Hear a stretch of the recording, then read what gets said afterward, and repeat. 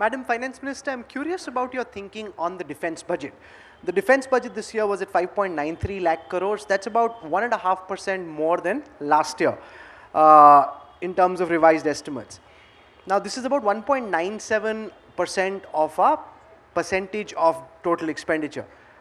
Given that we've got a 33-month standoff with China at the border, and given that we are spending much lesser than comparable countries, especially China, on defense as a percentage of total expenditure, are we doing enough to modernize our forces?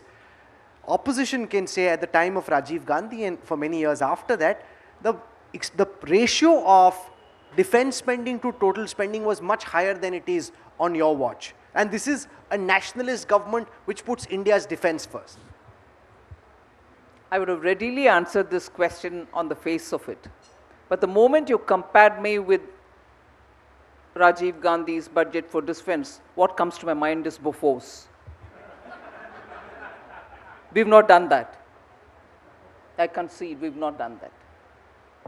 No, but the fact that the budget is nationalist increased... government is also to take care of defense without any corruption, defense without any pilferage, defense also for its personnel, OROP, which never happened before.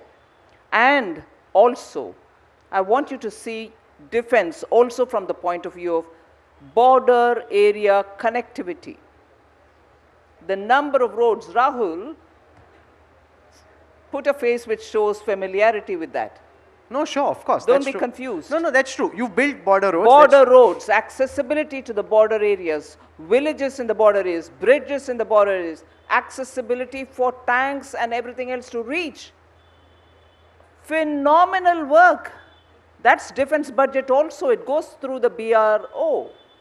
So, the amount is one thing and actually where it goes. And also, look at the silos for defense spending. Defense civil, defense personnel, defense ammunition and armaments, defense production.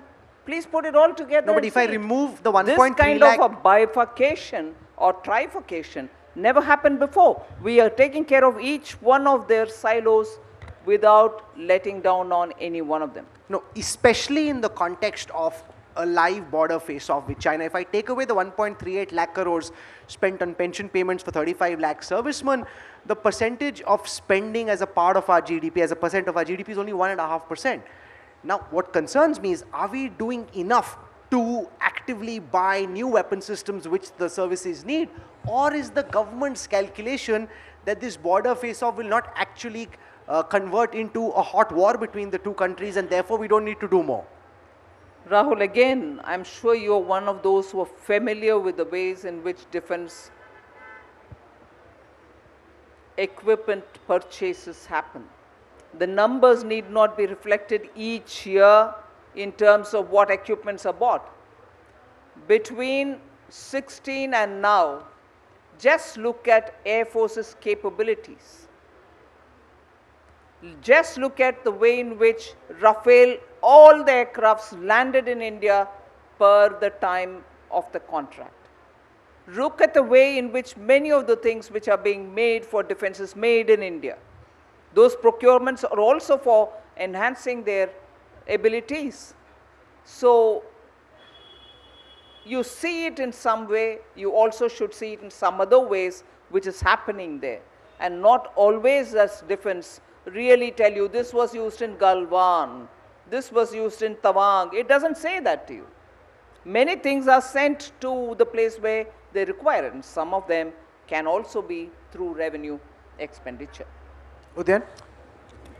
I want to ask you a bit about the issue of unemployment, Mrs. Sitharaman. While what you're doing on the capex front will help that issue, it seems that some of our neighbors like Bangladesh and Vietnam are doing better on the lower end manufacturing front, which is the real unemployment generator. Over the last couple of budgets or even going forward, have you thought about this more closely on what can be done to stoke manufacturing of the lower end of the variety which is creating so many jobs in our neighboring nations? It's very difficult for me to answer if you conflate it as opposed to Bangladesh and Vietnam. But they are doing well. on that front? No, I'm not refuting that. Okay. But it's not possible for me to compare it in those indicators or the types in which they support job creation.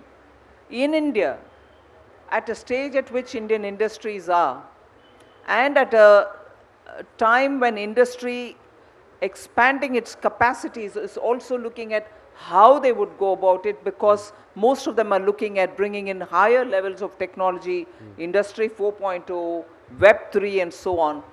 My conversations with industry have shown me that they are looking for people appropriately skilled for these jobs. They are not jobs which existed before. They are jobs which are definitely, specifically requiring of certain skill sets. So we, in this budget and even in the last one, and in this one in particular for Industry 4.0, have committed ourselves in a big way to train and upskill people to meet the newer requirements of industry. So the jobs are there, appropriate skill sets are not available, for which we are really rushing through in certifying such institutions which can train appropriately for the requirement of industry.